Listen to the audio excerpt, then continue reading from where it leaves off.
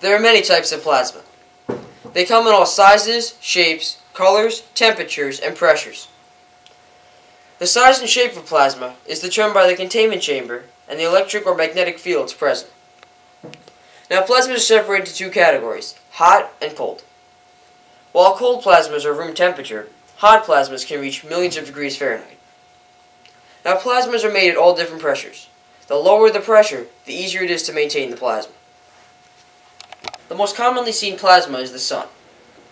Now, most people would mistake the sun for a body of gas, but in fact, it's just a very large hot plasma made of hydrogen and helium ions, controlled by a very large magnetic field and gravity. The sun also sends out many plasmas such as solar winds and solar flares throughout the solar system. The third type of plasma is the northern lights. The sun constantly sends out solar winds and occasionally solar flares, which are made up of charged particles. These charged particles float towards space in every direction.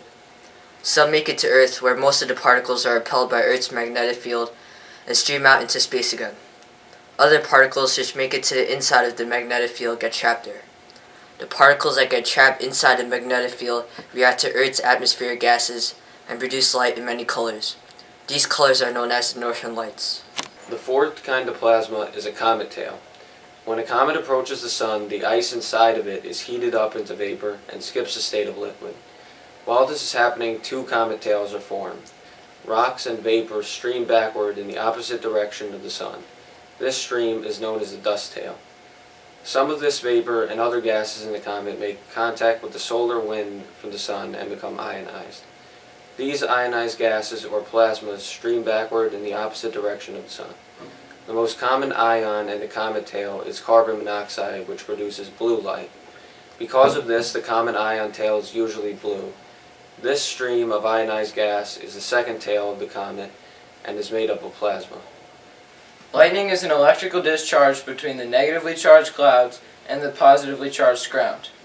When this happens, the air becomes a conductive channel through which electrons can flow through, in an attempt to neutralize both the ground and the clouds. Fire is a debatable plasma.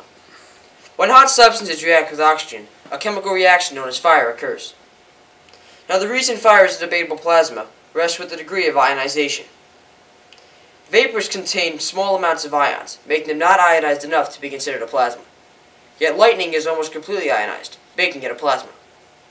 Fire is in between. It contains ions, but is not ionized enough to be considered a plasma by some people.